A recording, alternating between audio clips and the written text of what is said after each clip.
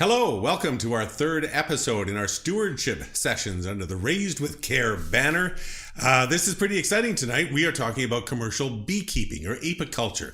And so we're going to have a wide-ranging discussion about a number of health issues that go around that. That's what we do with these stewardship sessions. If you're not necessarily familiar with what we've been doing, and this is your first time tuning in, this is a series of interactive conversations that we're going to have online all throughout this fall on a variety of topics. Basically, we want to talk with livestock animal owners in Alberta, talk about health issues that they're facing among their animals, some of the best practices in order to help to treat them, preventative measures. We're talking about antimicrobials and general stewardship, and a good relationship with a veterinary team to help you make sure that your animal health is right top notch, and it'll also help to affect your bottom line and try to protect that if all of the rest of that is protected. So tonight we're talking about bees. In the coming weeks we'll be talking about a number of different animals. We'll include chickens, we'll talk about pigs, we'll talk about goats, we'll talk about sheep, or as my producer calls them, sheeps. I have no idea why. So we'll talk about a number of different, and we'll even talk about companion animals as well. Now, in past sessions, we've talked about the beef industry. So we will have another one on dairy cattle, but recently we did talk about beef. We talked about horses as well. So those were the first two episodes in our stewardship sessions. And if you do want to catch up on those, you can go to the raisedwithcare.ca website. Just follow the links and you'll be able to find you'll be able to find those previous episodes. This is a really important part because we really want this to be interactive. So if you're joining in real time, if you're joining us live through Facebook Live or YouTube Live, we want you to be part of the conversation. So we have a framework and a whole set of things we want to discuss, but we really want your input into this as well. So all you have to do is just, as you're looking to subscribe, click the notification bell, especially if you do want to be talked about with future sessions, but you'll be able to follow the links and then just on the chat system. So for Facebook, for example, just in any of the comments, that's where the comments and the questions can pop up, and I'll take a look at them every now and then and hopefully add them into our special guests, who I'll introduce you to in just a few moments. Really looking forward to any comments or questions you have, whether you're a large-scale commercial beekeeper or perhaps a smaller level one, somebody who might even just be starting out, or a backyard beekeeper. We'd certainly like to hear from any of you. It's a big industry. In fact, in Alberta, it's the biggest bee industry in all of Canada. Alberta has the distinction of having the biggest beekeeping industry. We have more than 315,000 bees in our province, and that number is continuing to grow. And with Alberta's current honeybee numbers, our province amounts to some 40% of Canada's honey production, which is an extraordinary achievement for our province. Guess who loves talking about bees? Her name is Dr. Irie Spence, and she's an expert in bees, a veterinarian expert. Let me give you a little bit of background on her before we get into our conversation. Dr. Spence has actually had pretty much a fascination with insects really early. She spent a lot of time traveling throughout the United States and Canada with her father, who was a world-renowned entomologist. Dr. Spence graduated from veterinary school at the University of Calgary in 2014, moved on to Edson, Alberta, where she's worked a mixed practice veterinary practice for a number of years, and she and her husband have their bees themselves and have had bees for many years, and have done so in multiple provinces all across Canada. So there's a lot of experience as a producer there as well. In 2019, they created the Alberta Pet and Bee Veterinary Services, and the whole idea is to provide first-class veterinary care for beekeepers all across Alberta. So would you please welcome Dr. Irie Spence. Nice to have you here. How are you? Well, thanks for Did I hit all the having highlights? me on the show. You're quite welcome. Sounds like you had a sort of a vagabond life wandering around looking at insects. Yeah, I mean, my as with any entomologist, field work is a huge part of that. Yeah. And so, yeah, lots of time out at the research stations and traveling around, random stops with the car to go look in the ditch. And that is not a normal family life for most people. Come on, let's go look in the ditch and see what we can find. But that really sets you up for your practice, and I guess you have to call it a passion now, right? Absolutely. Yeah. I mean, started out with six-legged creatures were a big part of growing up. We were always the joke of the party because it was never a water strider. It was a Jared or a carabid, not instead of a... You're a little specific for most people. Yeah. That's very funny. Yeah. How did you end up, because I just want to cover a little bit, because I don't think there aren't a lot of veterinarians who specialize in bees in Alberta. Is that a fair comment? Yeah, I mean, so up until recently, bees have not really been on the veterinary radar in Canada. It wasn't really until 2018 when the new legislation went through with antibiotics that bees suddenly, became a part of that. Now in Europe, it's a different story. Europe, beekeepers work with veterinarians quite regularly, and it's a big part of the curriculum in Europe as well. Which I think it will be here eventually. I mean, now it's kind of come to the limelight. Well, it's a huge industry as well, right? And as you mentioned, with the regulations changing, it becomes more important, right? Yep. And I mean, unfortunately, or fortunately, probably more unfortunately, there have been a lot of new diseases that have showed up, new problems in beekeeping that just weren't there 50 years ago, So, I think there's a lot there. There is a lot there, and we're going to get through an awful lot of that. So basically what we want to do is go through a number of things. We want to talk about some of the health issues that are encountered by beekeepers in Alberta. We'll talk about managing those issues, prevention, obviously prevent instead of having to deal with it after the fact, trying to prevent it in the first place.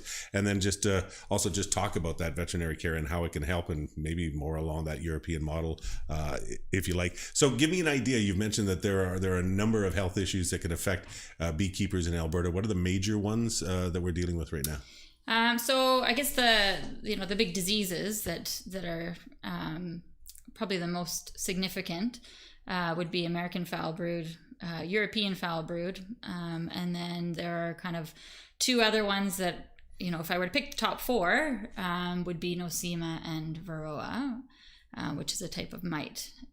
In addition to those diseases, there's things like pesticide exposure, honeybee nutrition, particularly in pollinators.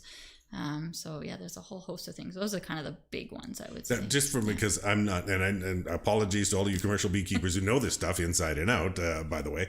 AFB and EFB, are those viruses? Are they? So they're both, what are they? Yeah, they're both bacterial diseases. Okay.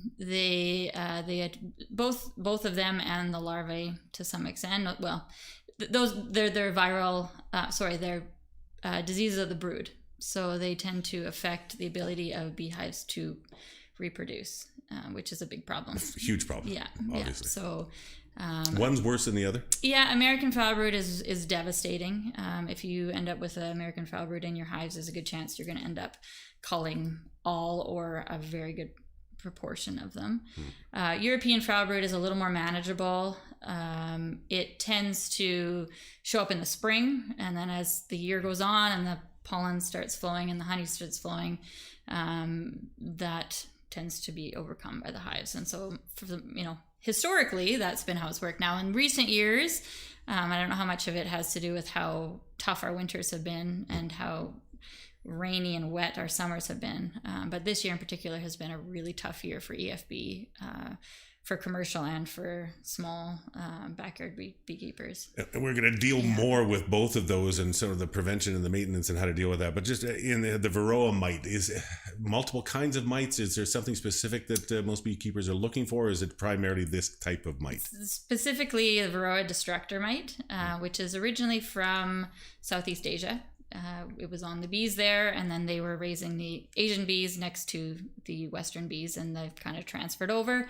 Unfortunately, our Western bees, or European, that are of European descent, are not well adapted to them, and so they actually have huge impacts on colony survival, particularly over winter. You mentioned pesticides. That's something that a beekeeper can't necessarily control because of the environment around them, though, too, right? So what do you deal with? What is the impact of that? And how do you deal with it? Well, I mean, I think a lot of that is getting farmers on board. So your neighbors, if you have bees in an area, opening up those channels of communication with your neighbors and coordinating. Okay, well, you need to spray today. I'm going to lock my bees up tonight. Spraying in the evening. A lot of it's education, more of the farmer than the beekeeper. But bees have a very large range. They'll go 3 miles at least in either direction or in any direction.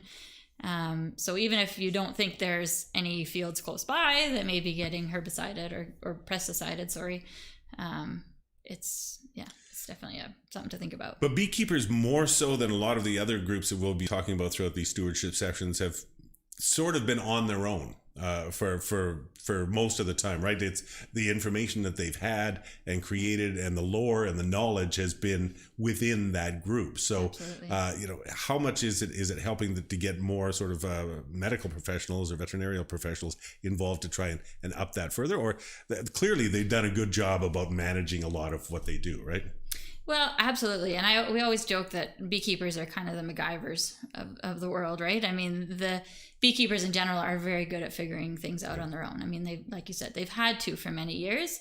I like to think of it in terms of a team. I mean, you talked about equine last week. Yeah. In an equine world, you have a team. You've got your farrier, you've got your trainer, you've got your veterinarian. They all work together. I think in the bee world, the same is, could be established, where you have your veterinarian, you've got Alberta Agriculture, which plays a giant role in beekeeping in Alberta. You've got your workers, there's a whole team of people that manages those bees. And I think veterinarians come in, have a very different perspective than some of the other, components of that team, where we're diagnosticians. We understand how to go through and diagnose and then form a treatment plan. Which is really what it comes down to for a lot of these things. Yeah. Looking at the big picture. And so, as far as treatment and management of something, so we already have a question in from Jordan off Facebook. He was wondering if there's a new strain of EFB in Alberta. Can it be treated with traditional methods, or is there a new form of treatment that we should be using? So there is a new strain. This is the European foul brood. So there's some discussion about that. I mean, the jury is out a little bit. They are, there is some suspicion that this is, they call it kind of an atypical strain. Okay. Of European foul brood, mostly because they're finding that it's really impacting these hives. Historically, you get a little EFB in the spring. It's not that devastating. Your bees move through it. You might lose a couple of hives. Exactly, right? Whereas this year, I mean, even right now, we're getting a lot of phone calls this late in the year with people that, have gone to pull honey and there's nothing there. And they're coming back with EFB. And so what are the treatment options for it? Right now, the only labeled treatment is oxytetracycline, which is used either in a syrup or preferably in a powdered sugar format. And that's the only one that legally, that has approval as of right now. For AFB, Tylosin is on label as well, but it's not been shown to be effective against EFB. So really the only tool we have right now is oxytetracycline, and then your management to try and because that can be the danger too. If there seems to be only one supposed silver bullet to attack this issue, Absolutely. The temptation could be to overuse it. What are the dangers? Because that a big part of the Raised with Care sessions is antimicrobial stewardship. If you overuse something, you're going to ruin its ability to work, right? Essentially, you're gonna ruin it. So where are we, and how careful do you have to be with this? Well, I mean, I think that raises a really good point. And I mean, the perfect example is most commercial beekeepers are aware is with regards to AFB. Now, the first line treatment of AFB is oxytetracycline. So it's the same treatment. Mm-hmm. And it's been used prophylactically for years, where, a lot of guys have been treating it every year, spring and fall. Some guys as much as 4 times a year. Is that old habits die hard, or I think I think a little bit of that. I mean, I think it was a huge deal in the started kind of 50s. I guess was a lot of beekeepers went out of business because of it, and so I mean, if you use oxytetracycline and you have AFB that is susceptible to it, you can kind of keep it in check. It is a devastating disease, but sometimes it means that we don't necessarily change our biosecurity and our management practices, and we rely a little bit too heavily. Mm-hmm. And as a result, we've ended up with some really substantial resistance within that. So, I mean, the numbers that I've heard mostly recently from the provincial apiculturalists are in the lines of 60 to 70% of AFB out there is resistant. That's really high. Which is really high, yeah. So, and that's where, so right now we don't know of any resistance in EFB, which is, oxytetracycline still works. But yeah, it's but that's why it's so important to identify which one you're dealing with, though, really, too, because for some it can be a little hard to differentiate, or the assumption that it is something that you've dealt with before. If you run into that situation where somebody misdiagnoses, on your property? Absolutely. I've had a client, one in particular, but I mean, it could happen to anybody that had AFB in the past and was absolutely sure that they were dealing with AFB again. I talked them through the process of getting testing done, and mostly because I wanted to make sure that if it was AFB, that we were, potentially culling what we needed to and getting them the right antibiotic. And it actually turned out to be an EFB. Now, that was a little tricky one because looking at some of the pictures, I mean, there are some similarities between the two diseases. But at the end of the day, really, the testing is your final. I'll let you know for sure. Yeah, for sure. And we do have a pretty good place to get things tested, right, in Alberta? Yeah, we do. We have the National Bee Diagnostic Center up in Beaver Lodge, and they're fantastic. They do a pretty good job, and their prices are fairly affordable. So helpful, which is always helpful for beekeepers who suddenly have a new expense, right? That wasn't in there. So let's talk a little bit about prevention, or at least management. So if let's say there weren't any antibiotics available, what are the best practices to try and keep it clean? Try and prevent any of this from ever getting in the first place. And it's not just AFB or EFB. It could be spores. It could be I guess there would be a number of protocols you can do in order to protect your equipment and your bees. Yeah, well, I mean, it definitely depends a little bit on which pathogen you're aiming at. Okay. But I mean, I think a big part of it is trying to prevent getting it in the first place. Yeah. And that comes down to, where are you sourcing your equipment? Old equipment, the spores of AFB can stay on there for hundreds of years potentially. That's kind of frightening, isn't it? It's frightening, yeah, for sure. So new equipment. Can you dunk it in bleach or something? Does that help? I don't know. The only way you can really 100% get rid of it, as far as we know right now, is actually to have it irradiated. So you can send it for radiation treatment, and that will kill the spores as long as there's not a lot of honey in the boxes. So it'll kill the spores in the wax and in the woodenware. So I mean, that's one method for sure, is to radiate. Just dealing with your management strategy so that you're not overlapping. Particularly bee yards. I like to use this as an example for beekeepers where, you've got 13 bee yards. A lot of times, guys will say, take brood from one bee yard and take it and put it in a weak hive in another bee yard. Trying to prevent transmission between those bee yards is going to, hopefully, if you do get it, localize it to one bee yard so that you lose, 1 yard versus all your yards. Yeah. So, I mean, that another thing that I'm trying to promote is using the same boxes, so the same woodenware and frames for each bee yard. So whether the boxes in that hive or in that yard get a number in the corner or what have you. I mean, it's sort tricky, of like, and it's like their own cohort, right? Exactly. It's like they're in their own bubble. Yeah, and I mean, as of right now, it's not something that's done. And unfortunately, when you go to extract, everything goes through the same extracting system. So true. I mean, everything potentially mixes there, but if you keep your weaker yards and put them through the extractor last, at least you're not going to have that potential spread as well. So yeah, there is a possibility, but the more you can reduce the potential, the better off you Absolutely. are, right? Yeah, and keeping your lines open with your neighbors. I mean, there's going to be potentially, depending on where you are, there could be several different beekeepers within one area. Big perfect example is blueberry pollination. In BC, and that's where a lot of the CFB gets transferred around. So I'm trying to make sure that those hives are clean. Because suddenly there's more of a concentration of a variety of bees from different locations in the same area. Yeah. So trying to open communication with each other, and because I think beekeepers are pretty good. Yeah. Well, and again, when we come back and we talk about a lot of this stuff, I think a lot of commercial beekeepers are well aware of them. If you're not aware of it, you're going to be out of business pretty soon, right? Because these are destructive, dangerous to your operation kind of problems. Right? For sure.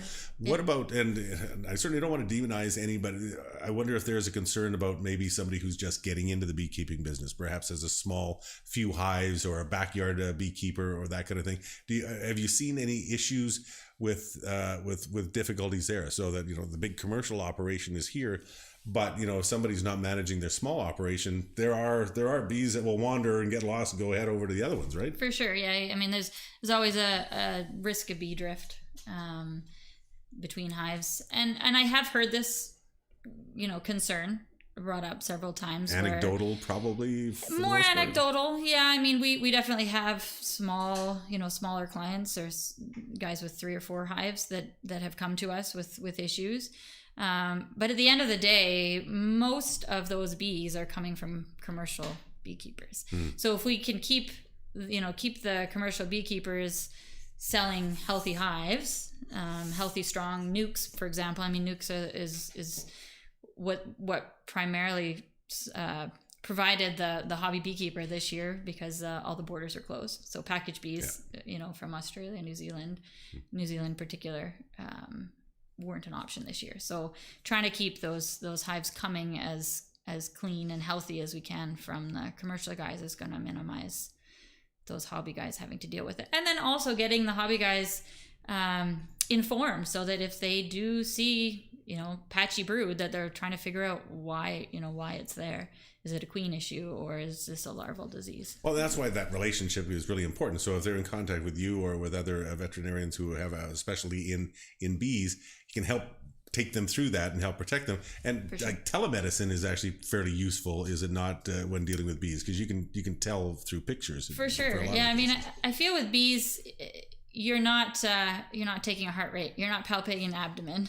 Well, you could. But that's amazing. They tend to be, it tends to be a very visual exam, which you can do quite easily through video, through photos.